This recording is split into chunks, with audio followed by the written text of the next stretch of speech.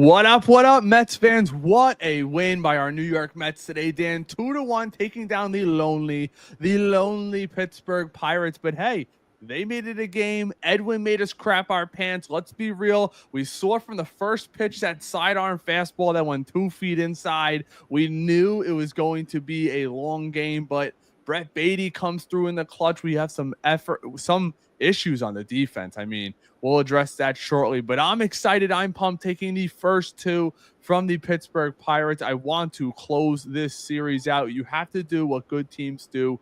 Beat on bad teams. You pick up another half a game in the standings on Philly. Looks like the Braves are going to win, so they're going to hold fort, I believe, right around 6.5. But you're going to have that 3-game lead in the division, and you have the Yankees coming up this weekend. So you need to close out the Pirates, Dan. Definitely. And it's not an Edwin Diaz save without walking somebody to begin the 9th inning, right, Ray? But hey, a win is a win. Absolutely. Go love it. Brett Baty doing his thing, going the other way for a home run. That was impressive. The defense we'll get to. Mark Vientos, a hole in his glove. I mean, you can't make this up. I think it's more symbolic to something bigger, but again, we'll touch on that later as well. And Senga, 5 2/3. He ran into a little bit of trouble. I didn't really like, pulling him, but we can also touch on that. But the Ghost Fork was amazing. 7 strikeouts. He looked good. Now, let's get into Senga really quickly right away. I love his start. Obviously, the Ghost Fork, the 7 strikeouts. Low. His ERA actually went up to, I believe, 2.61. I have it right here. No, a 1.22, excuse me. So 5 2/3, 6 hits, 1 run, 2 walks, 7 Ks for Senga. Overall, it's an okay line. And I always say that because we need Senga to start to give us some depth. He keeps not being able to go 6 innings, Dan, and our bullpen has been taxed to all hell to start this season. It's great we have Minaya coming back. You have Montas hopefully coming back soon. Kranick, someone we could touch on, who got roughed up his previous 4 times out of the bullpen, looked very sharp coming out. Stanek walks the leadoff guy, but he's throwing 100 miles an hour, comes up clutch, getting McCutchen out with that vital out. The bullpen continues to get it done, but I would like to see everybody, all these Met fans out there, including myself, we keep saying Senga's the ace of this staff for right now, which I truly believe that Sean Minaya really is the ace of this staff, but we have 4 guys pitching like aces on this staff right now, and you really can't complain a lot except for not going a little bit deeper. I would have loved to see Senga finished off that 6th inning. We saw Carlos Mendoza go out to the mound with the interpreter. Originally, we all thought he was getting pulled. You see the interpreter going out there with him, so you knew he was going to hang in there with him. And it wasn't even his fault. His defense failed him.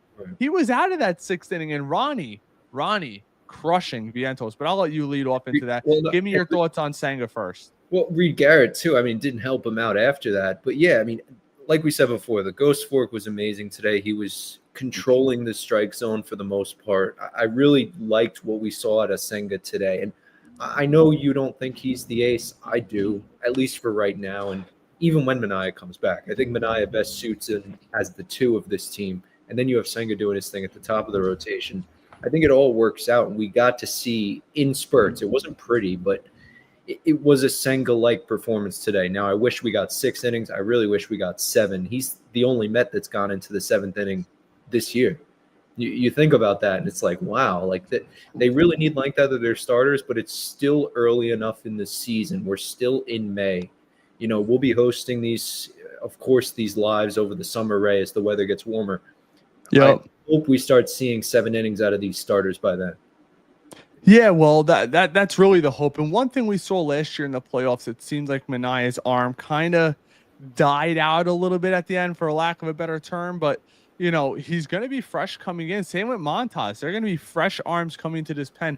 I would like to see a little bit more length, but especially against these bad teams, The weather was crappy today. It was drizzling on and off, so you knew that runs were going to be at a premium. You would like to see the top three come through. You saw Lindor, I believe, had 3 strikeouts to start the game today. Soto keeps getting on base because no one wants to pitch to him, and it's going to be up to Alonso. But Nimmo seems to be coming around. It's good to see he's back to being himself. A lot of people were panicking early on in the season, which it's early to do. It's one thing to panic when you're in late May. Memorial Day is always the judgment, which we've spoken on. Memorial Day always seems to be the judgment for where you get a measurement for where guys are on the season. Alvarez, let's give a shout out to Alvarez really quick. Had a hell of a game behind the plate. The broadcast, briefly touched on it.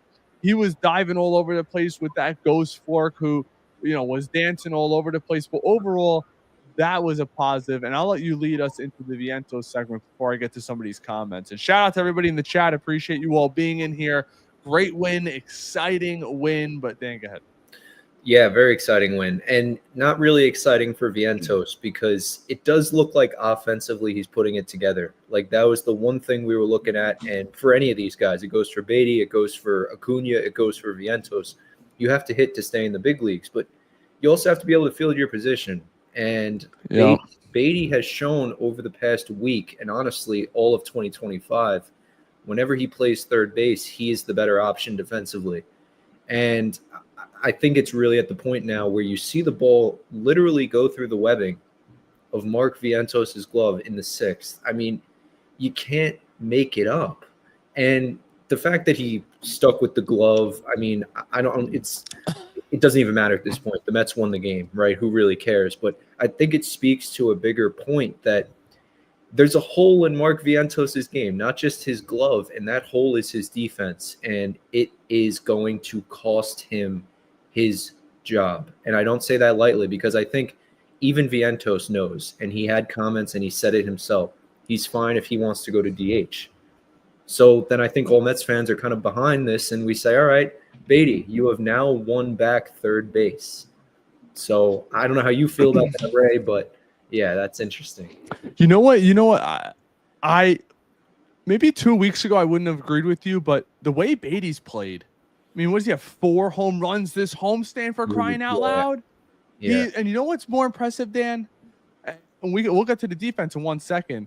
He's killing the ball the opposite way. And that's something that I remember when he first came up. Keith Hernandez said he's got that sweet lefty swing, but he's trying to lift the ball to right field, and he's finally, and they spoke about it the other day, he's getting that grown man strength, which a lot of players get between 24, 25, 26, maybe 27, where you start to see guys pull the ball a little more. Maybe they steal a few less bags because they're trying to hit the ball to the gap. We saw this evolution over Brandon Nimmo's career. Brandon Nimmo used to take a ton of balls, be a base-to-base guy, first to third guy, maybe steal a bag or two. As he's gotten older and gotten that grown man strength, he's starting to lift the ball more and more. And I'm not saying Brett Baty needs to lift the ball, but what's impressive is those are line drive shots to left center. And if he does that, we all know he could turn on a ball. That's never been the issue. His issue is better pitchers throughout MLB throw him on the outside half, knowing that he's trying to pull and lift. He's the kind of guy that we're now hopefully starting to see him live up to that high first-round potential a few years ago. He was the best hit tool coming out that year, but because he was 19, he wasn't drafted in the top 5. But I'm very excited about Brett Baty, and I want to get to the defense really quickly. We saw it yesterday. You could see it's not like Brett Baty's playing third base in the minor leagues, so we're like, well, what is he going to be at the major league level? He's diving all over the place. He's getting to balls. I'm not saying he's anything great, but he is an average to above average fielder. I would argue his range is actually slightly above average. He gets on the balls of his toes very easily, and we saw him make a couple diving stops yesterday. Whether or not he got the run over at first base because he was a speedy guy, Vientos simply would not get to those balls. They would knock off his glove. We've seen it 3 times in the last 2 games where balls are hitting him just deflecting like he's a Mack truck out there. You know what I mean? It's an issue. And I'm not saying Vientos could never play third base, but here's the issue. and maybe you disagree and I want to hear what you have to say. And then we'll get to the people in the chat. Thanks so much. I see you guys chatting. If you're enjoying this content, we ask you to just give us a thumbs up, hit that like button. That's the best way to support the show. But when I look at this third base position, Brett Baty has outperformed Mark Vientos. But the issue the Mets have right now is, let's be honest, Dan, Jesse Winker, best as a DH. Starling Marte, best as a DH. Mark Vientos, best as a DH. That is an issue. You could have the Tyron Taylors, but it's with no bat when you have an outfield DH like a Marte or a Winker, but you can't have 3 DHs on your team.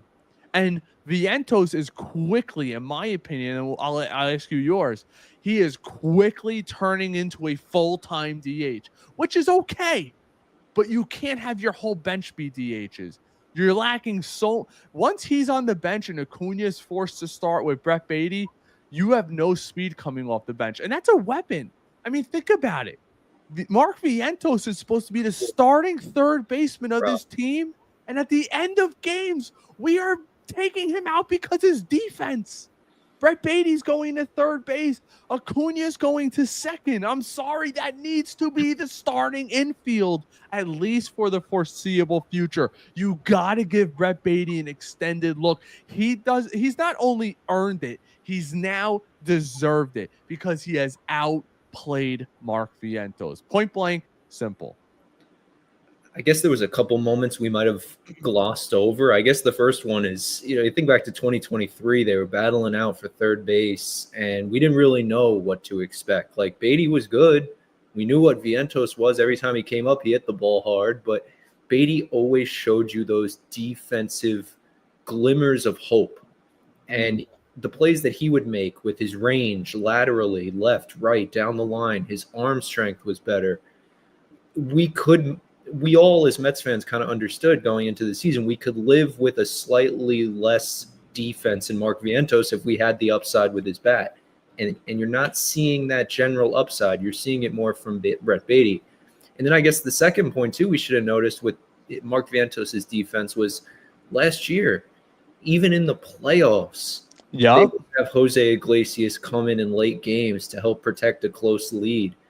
That's not a good sign. And I guess we glossed over it again because he did it with the bat and he came out clutch when we needed him most. But I really think we're at the point. I'm not going to say he's a full-time DH because I still think there's opportunities at first base for him in the future. I still think, even third base to an extent. But that's always the problem with Mark Vientos. He doesn't have that position versatility. Brett Baty is fortunate in the sense that he could play second. He can play short. We've heard that he can play the outfield. I don't really believe it, but I've seen him play left field. He's okay. He doesn't look like he's running around all stiff, but I wouldn't, But more than Mark Vientos, right? So it speaks to that point that I don't know what the Mets' future plans are with a guy like that. At such a young age and so limited in his defensive ability, this is not a good ending to this story. I really don't think, unless it's a trade. That, or unless he hits the way he's been hitting in the month of May. And let me bring to you, he has been coming into today, the month of May, which is 10 games. So I'm not counting today, even though I believe he still had a hit today. He did. 333, 813 OPS, a homer, 2 RBIs, 2 walks. So the last 10 games he's hitting. Right. And that's what's going to keep him on this roster. And we all seen that he had the hit tool last year. Maybe he becomes our Kyle Schwarber. And I'm okay with that. But he just needs to hit. I think it might be time where you start taking his playing time away. And if you typically in Major League Baseball, if you're able to play the hot corner at third base, you should be able to play a little bit of first base. Maybe you DH Pete a game or two and you swap them out. I'm not totally worried about that because I think Vientos could handle it. It might not be this year because you probably want an off season to get to that, but Dan, that could have cost us today's game, could have cost us yesterday's game, could have cost us last week when we were playing St. Louis. It seems, and it's like this in football, right? When the backup's in there or the guy who's bad on defense, the backup corner comes in, the ball always finds you. That's how Major League Baseball is. If you got a center fielder out there, it's not a true center fielder like Jeff McNeil when he first came up. We saw the ball finding him and it looked a little bit weird. I think it's time. I really do. Maybe if you want to get Marte at bats, maybe you give Nimmo a day off and you against a tough lefty and you put Marte in there. I don't know. That's the issue. You have 2 full-time DHs. Soto's going to play 150 plus games as long as he's healthy. Tyron Taylor has fit in plenty well in center field. They're clearly not looking to upgrade that position with Marte at least right now, but Marte's making a ton of money and Vientos is too young. And we keep talking trade. You got to look for a team that needs a first baseman because no one's going to take Mark Vientos and make him their third baseman right now. Literally nobody. That's the issue. Right. And I'll get to right after your comments, I'll get to some of the chat. I appreciate everybody in here. Yeah, thank you guys. It's just funny too, because you talk about St. Louis with Vientos, and it speaks to these scorekeepers too. I had to go back and check tonight. Yeah, you're right. They haven't scored either of those errors. Think of it like right. The ball literally goes through the guy's mitt, and then the other one in St. Louis goes through Vientos's legs, and you're going to say it's not an error? Like, come on. But, it's all good. Yeah, well, remember the St. Louis, the ground ball, he throws it, it's in the dirt, P can't scoop it, they scored a base hit. That's why you got to go to the advanced analytics for that. But let's get to some of your guys' chats. Appreciate everybody in here. If you're enjoying this content, you're over on YouTube or on Facebook, please give us a thumbs up. That's the best way to support the show. We got Dead Yell New Yes. I don't know what that is. Oh, Daniel Nunez. Look, it's like what's that old game growing up your mother used to make you play? They have all the different words and you have to guess what it is. Hey Ray, hey Dan, I love the show. Today Senga had 6 innings with a runner in scoring position, and he was able to work out of it. Elvin, Brett the Hitman Baty, 5 home runs over his last 7 games. He has deserved every ounce of playing time he's got. Sand checking in over on X before he heads on over to YouTube.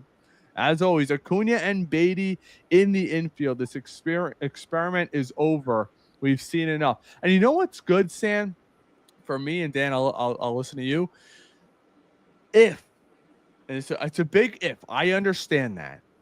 But if Baty works out at third and Acuna works out at second, it opens our team to go star hunting once again. Because if Acuna works out at second, Jet Williams or Drew Gilbert become expendable. And I think it's probably Drew Gilbert. I think that's why he's not up here. I think they're holding him back for a trade. That's just my personal opinion.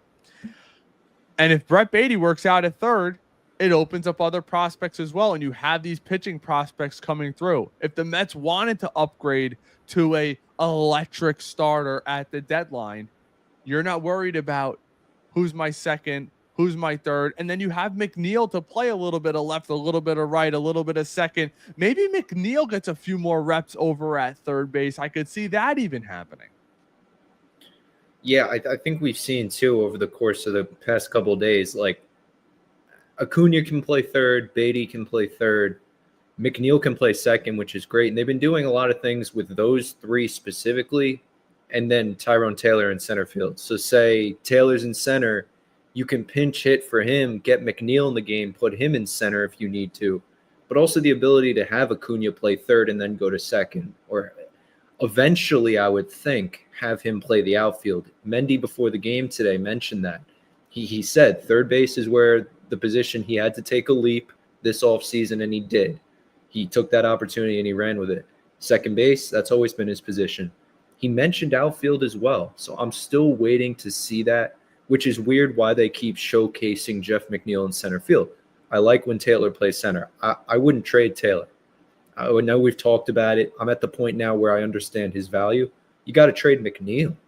I think that's the one that's the odd man out here, but so many opportunities for the Mets, so much position versatility that they have, just not for a guy like Vientos, which his feet are stuck in the mud. He doesn't really have anywhere to go. And they're literally stuck in the mud because he doesn't have that much rain. Lewis checking in. Let's effing go Mets. blue and orange hearts, as we love to see. Gabriel, let's go Mets. And great news seeing Baty shining again. And you know what's funny, Dan? I got mocked on this channel by some of our guests. I won't name them, Pat Ragazzo, but I got mocked saying that Brett Baty would be the breakout player this year. Not just, it was more of an inkling. I watched him in spring training. You know what's interesting about Brett Baty? If you watch him when they show like his close-ups, he definitely got bigger in the offseason. He added some weight. Not like strength, like bulk. His shoulders look a little bit wider. He looks a little bit more chiseled. So I'm wondering if they said, listen, you're trying to lift the ball and it ain't working. You're going to have to add some actual weight to to compete. Lewis checking in over on Facebook. Thanks, Lewis. We need to start putting runs on the board. We're not hitting. We are when we are in the big innings. Yes, you know what? I understand what you're saying there, but it seems as though when we need to hit, that's when we do hit. The clutch hit by Brett Baty, the sac fly yesterday by Pete Alonso, the 2 home runs by Soto earlier on, not too long ago. It's like that's what we keep frequently seeing, Dan. We just get the hits when we need them. That's a sign of a good team. Right. And you're not always going to get the big hit, but you can get a sac fly for a walk-off, and that's a big hit. It's not always going to be the home run, but yeah, they need to be better with the runners in scoring position, though. They do. We got this from Keith. Baty at third base and Vientos at DH is the only answer, Dan. Yeah, it could be. Could be. I wouldn't. Battlefield checking in. Let's go. Rel says, y'all, here we go. Y'all bugging. Vientos is better than Baty. Mets fans are too emotional. What do you mean by better? You want to tell me better hitter? I think the argument's there. I do think as of right now, regardless of 5 home runs over his last 7 games prolonged, Vientos is a better hitter. Defensively, it's not close. And the metrics defend my stance. Last I checked last week, Mark Vientos was a -9 runs. -9 runs above replacement defensively. That is amongst the bottom 5 in all of MLB, and it's only gotten worse this week. Because you know what they don't do? A lot of Met fans, I know it's a lot of old school, and a lot of people are going to yell at me for that, Ray. It's old school, I'm old school. Errors are not calculated the way they used to be. Keith Hernandez goes over it all the time. That ball was a line drive to Vientos, never touches the ground, hits his glove through the webbing, and they're like, base hit. You have to try to physically get an error. Like with Lindor throwing the ball away. Guys booting balls, they're calling them hits now. I don't know why, but that's been the go-to, Dan. Maybe you disagree. Listen, Ray, baseball is changing. Standards are changing. Even we talk about for the Hall of Fame and stuff. It's just not the same game. You know, pitchers don't look at the game the same way. Managers don't look and ask pitchers to be the same version that they were many years ago. I think both of us miss that. I mean, who doesn't want a pitcher just going deep into games? And Gary Cohen was talking about it on the broadcast today, talking about Paul Skeens. It's the Pirates know they're trading him. They know that he's not going to ever be with the Pirates when he goes to Cooperstown someday, which he will. He's that good. You got to just let him pitch as much as he can, too. And quickly talk about the Hall of Fame. I know it's a Mets thing, but I just want to bring this up. How about Pete Rose? Yeah. Shoeless Joe. That's a interesting day for them. So they'll be on the ballot. We'll see if they get in. But I'd be shocked if Rose is in a first ballot. No, I don't think so. Yeah. You don't think so? No. He's still the all-time leader in hits, right? Yeah. It'll be interesting to see. I mean, you see guys like Barry Bonds creeping up the list. They're going to say, well, he gambled. It didn't affect him on the field, clearly. I don't know. We'll see. Yeah. We'll see. I think there's a chance he gets in. Oh, good. Rel says, Vientos is my third baseman. Rels, I think you're off your rocker, bro.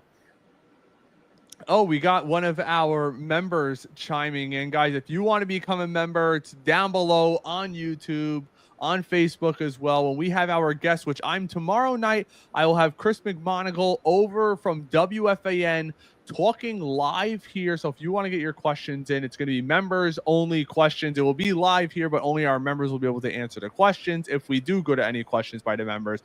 But he's going to be breaking down the Mets Yankees series with me, as Dan's not available. But that should be a lot of fun because he and I go back and forth on X and on WFAN. So that should be a good segment. Look forward to doing that tomorrow night.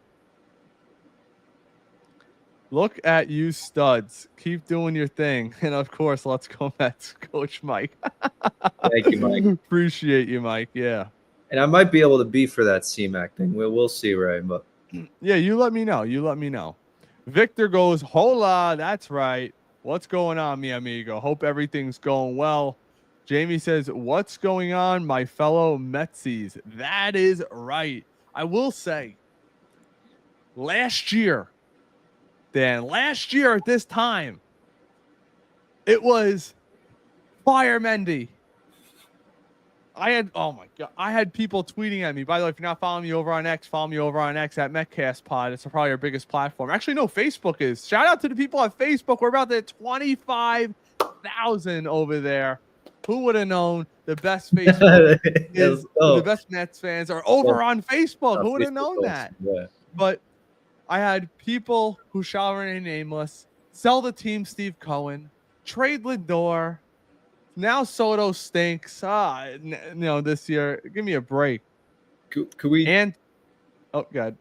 Real quick too, because I posted a tweet yesterday to talk about Soto. He misplayed that ball in right field, and I just want to say shout out to Soto too. Kind of tonight, looking a little bit more comfortable in right field. I mean, it might just be a one-day thing, but we also don't want Soto slamming into that wall last night too and breaking. That's what I was thinking when I originally saw. I said I'd rather drop fair, give up 2 bases, and still have him playing the next 6 weeks. Right. So we got this from the anti.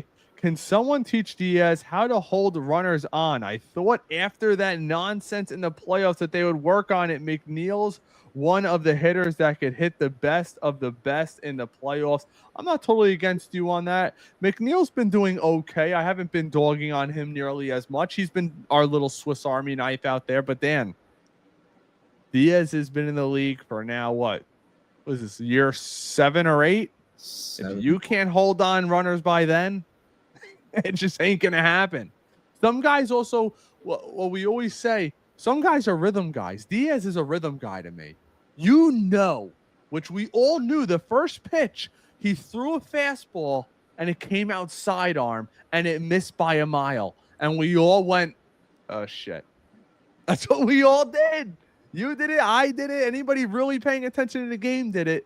So for me, he's the kind of guy he's just never gonna. I don't know if maybe he doesn't like throwing over to first. Maybe he does. Some guys don't like holding their sets long enough. That's something that's practiced over time. But it's just not going to happen. That's why, Dan, that's why you and I always talk about it. I know you agree with me. I hate bringing Diaz into a game when the inning is not clean. It never works out. But what are your thoughts? No, you're right. I never liked when they bring him in non-save situations. I've never liked when they bring him into those non-clean innings that you're talking about as well. And it speaks to a bigger point. The Mets have had, at least my fandom, right, 15 years now, give or take. Like, they've always had trouble holding runners on. Like, Syndergaard couldn't hold people on. And Familia, yeah, he quick pitch you, which is something Diaz doesn't really have in his back pocket. I wish he did. But, you know, they kind of got rid of it, though. Now you have to look at the batter before you're engaged. So it's harder to. Yeah. Diaz is just very easy to steal off of. He lifts that leg, and you know that it's going to be a minute or two until he gets back down. So hopefully, I don't even know at this point in his career. I think the rest of the league knows it too, that you can run on Diaz. So that's why you have 2 good catchers behind the plate. Yeah, well, and we have 2 of the top guys. What time's tomorrow's game starting? I'm trying to look right now. 7:10. Okay, so it is another night game. All right. Perfect. So we'll probably be back here with another post game tomorrow. Get Okay. ready to break down this Yankees series. Maybe Dan and I will do a special live Thursday. Maybe I'll get a guest. Maybe we won't. Maybe we'll just do a special live talking to you Yeah. guys. Hopefully we can sweep the hell out of the Yankees Hey. again. They can shut the hell up. Soto's going to get booed, but he's still going to hit a couple rockets to right. Maybe alive from game 1. We will be in the building, hopefully. So it should be fun. Well, you in the post? We will be there. Game 1. No kidding. Thanks for the invite, Dan. Guys, just so you No. know. We'll get exclusive Mets cast stuff. We'll get it up to you guys. We'll get Dan doesn't invite me to games, and I'm extremely offended. Jamie, I like Acuna and Baty moving around. The versatility is a huge plus, which I agree. Acuna, he's the kind of guy I could see down the line. He could be second, third, short, center, left, right. He's going to be playing wherever, and it doesn't seem to be affecting him at all. He's kind of quietly having a very solid rookie season, stealing bags. Look, he didn't start tonight, but he's a guy you could bring off the bench, late game stolen base. I will say this. I was thinking about late game replacements while we were in the 8th, and what's good is even though he's not starting every day, which he should be in my opinion, or McNeil's not starting every day, everyone's kind of moving around, they always get in the game. So it keeps them locked in. Hey, Acuna, you could go in on defense any second. You could be a pinch runner any second. So Vientos, Baty, whoever goes down, you're going to be going as defensive replacement. Make sure you stay locked in. They bring a tough lefty in to face Baty. There's a chance we sub you in. We might need in a late game situation, we might need you to bunt a runner over to third. You know, if Alvarez comes up a guy's on second, we need a runner over. So these guys are being forced to stay locked in the games, and that's what's exciting about it is even though they're not getting they're not going to get their 600 at bats this year, they still got to be locked in, and it doesn't seem to be affecting their performance as much. You have a bunch of guys that can move the ball to all different fields. Even a guy like Baty today, right? He takes one the other way for a home run and then pulls one into right field for a single. So Acuna's been doing that all year. He's been having a great start to his season, and if Mendy played him enough, he might be Rookie of the Year. So something to look forward to. Elvin, and I agree with you. I was actually thinking about this today. We'll get to a couple more comments before we sign off tonight. Alvy's struggling at the plate. If he starts hitting, then this team becomes unbeatable. I'm not saying unbeatable, but I agree with you. But I will say this. He's been great behind the plate. Yep. And I feel like we were all sold a bag of goods a little bit when he first came up, Dan. Having that amazing rookie season, the 20-plus home runs, and we just have not seen that since then. And now we're talking 3 years post. I don't know what happened there. He's come around. He's been a great defensive catcher, but I would like to see a little more pop out of Alvarez. I'd rather have him hit 230 and 20 to 25 home runs and hit 255 and 6. Outside of the Washington game where he hit that 2-run home run to right field that he barely got over the fence, he's kind of been a zero. Mm-hmm. Rel says, I've seen Baty make multiple errors. I don't buy Vientos as a bad defensively, as some say, but when it comes to hitting, it's not even close. I guess time will only tell. I think Vientos right now is clearly the better hitter. I got to see this from Baty for 2 or 3 months before you can make a real judgment, but defensively, it's not close. And the analytics defend that. And real quick, too, they asked Mendy before the game today about Rafael Devers. What? And I mean, we could maybe cue up the audio next time or something, but it was just so weird that they asked that question. And it was asking about Baty and Acuna and Vientos and how you don't really have a third baseman at this point. And it's a very weird question to ask Mendy, but it also speaks to a bigger point. Like, third base is a premium position, and I would like to have someone there for the long term. And right now the Mets don't. That's the reason why we're talking about it at 10:35 at night, because we don't know who the third baseman is. And honestly, if you bring in a guy like Devers, it does kind of solve that question. But Dan, I've been getting killed on X. I don't want him either. But I will trade my left arm for Rafael. Let me explain something to everybody. People, oh, he's a butcher. He's a butcher at third base, everybody. He's a butcher. The guy's got a 900 OPS every single season. The guy is a lock for 270 and 30. You want to compete with the Dodgers and be guaranteed to compete with the Dodgers, in my opinion? You'd have the best 1 through 4 in baseball. And what would be crazy about it, Lindor's locked up. Devers is locked up. Soto's locked up. The only one that's not locked up is Pete. But what's crazy about it, Dan, the two guys that are in their 20s, Soto, Devers, are locked up long term. So, Rafael Devers is set to make $27 million. Age 36, you say bye-bye. That contract is worth its weight in gold. The issue is the Red Sox have the #1 farm system. They don't have anything we want unless you're willing to give up a couple of your major big-time pitching prospects, which I don't think I'd be willing to do, but I don't know how many teams would take that salary on. I'd be more than willing to. It's interesting. I don't know. But that's all we got for you guys. Do you have anything to say before we sign off, Dan? Let's go Mets. Big win. 28-15, 13 games above 500. And I love it. Let's go. This team is very good, guys. You just got to believe. Let's go Mets. Finish off Pittsburgh. I'm calling it now. 2 home runs in the Bronx. The Mets take 2 out of 3 from the Yankees. As always, everybody, let's go. Let's go Mets. Peace out.